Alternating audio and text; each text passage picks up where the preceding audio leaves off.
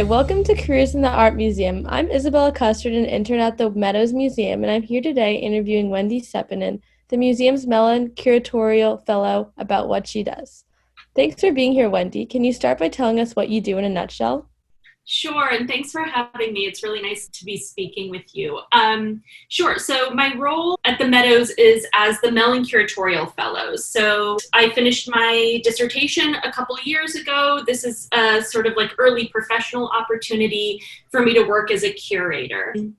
But basically a curatorial job, so I'll touch on this just very briefly, is really about researching, like understanding objects in a collection and then displaying those objects and making sure that your understanding and research of the objects is communicated and transmitted via the display. So there's something pedagogical, there's a kind of educational bent to it, and that involves a bunch of language skills, research skills, writing skills, public speaking skills, Zoom skills increasingly.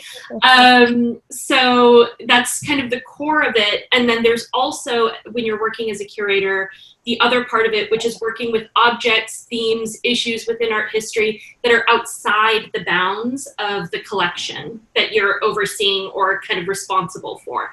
And that takes shape then in temporary exhibitions, where you have an artist in mind, a theme in mind, a place, another collection, a technique or a medium, and then you start to build an exhibition around that, and that becomes what's called a loan-based show, where if you don't have enough of the objects in your collection, you need to borrow them from elsewhere. And that becomes a kind of logistical beast of its own kind. So what opportunities has this fellowship created for you? The biggest one is definitely the opportunity to be a curator for an installation of one of those big international loan shows. So my main job here for the past couple of years has been as the venue curator for the Alonso Berruguete First Sculptor of Renaissance Spain, long title, exhibition, which was first at the National Gallery last fall in DC, and then was supposed to open here in late March, but then of course COVID happened.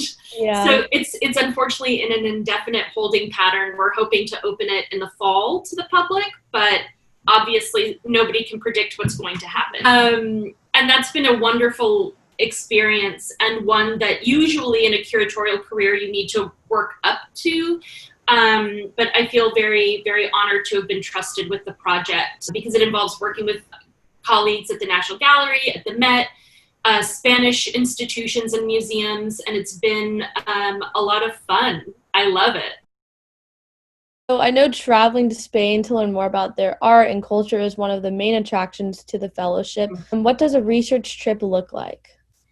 They can vary. They're always great. There's always good eating, but they can vary depending on the purpose of the trip, from very boring to super awesome.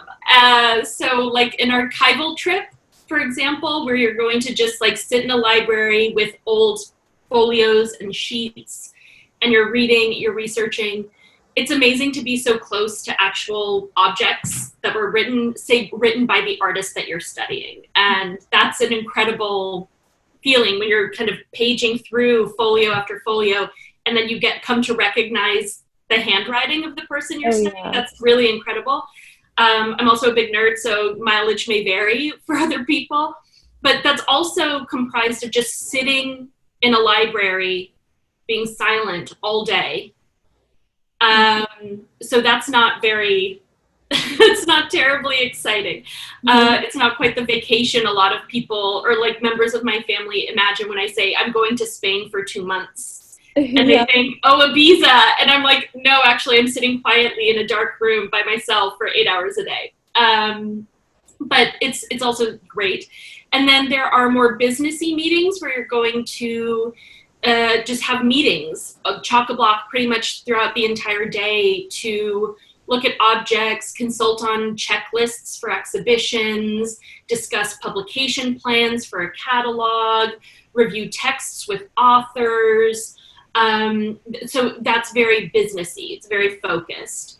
And then you have other kinds of research trips where, for me, I study sculpture. Sculpture is my thing, and I love the technical analysis of sculpture. So I frequently work with and meet with conservators And my favorite trips are the ones where we go, we get permission to closely, scientifically analyze sculptures.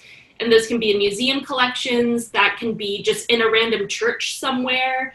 I went on a trip in January, right before Corona hit, and it was just me and my colleague in a church, like literally the guy who operates the church, not the priest, but the kind of like manager, just locked us in the church for 4 hours, and we were just there with the object, studying it, analyzing it. You know, I had my hand, it was a bronze sculpture, so which are always hollow, and they never sit quite flush on the pedestal or the base that they're on. So I was able to get my hand in the sculpture to take photos inside. Wow. Those are amazing, because you have these moments where you realize, like, literally no one else in the world, A, is here right now, B, can see what we're seeing, and this is like art that's in textbooks, and B, obviously with great care, always with gloves, always like with full protection and care for the actual art. But really I was up to about my elbow, trying to I had to take off my coat. It was like in the Highland, it was very, very cold. I had a chill the rest of the day, but so worth it. And those are just really, really fun, because it's completely new research. No one else has kind of done that before with those objects. Could you share one of your favorite memories from your travels? Sure. I think having my forearm up inside of a early 16th century gilded bronze is pretty great. It's I have so many, and most of them are really focused on food. I love eating, and Spain has amazing, amazing food. I think, though, there was this one trip that we took for the Berruguete exhibition where we were doing special drone photography and filming, not drone photography, but drone filming and recording for a film that's going to be in the exhibition. It's already available online through the National Gallery's website, about Berruguete's life and his major monuments and commissions that are too big to travel. So we were in the Toledo Cathedral, which is in Spain like the Vatican. It is the top church, most important religious site in Spain. And in order to do this filming, we had to wait until after they closed to the public, because it's also a tourist site. So we were there after hours. And after hours is when all of the other stuff happens in the cathedral. So it was about a month before the Festival of Corpus Christi, which is the biggest festival celebrated at the cathedral. And the organ player was practicing for the festival, because basically they only had a few hours each night to practice in the lead up to the big festival. And we were there filming. It was dark. Everything was spotlit very dramatically.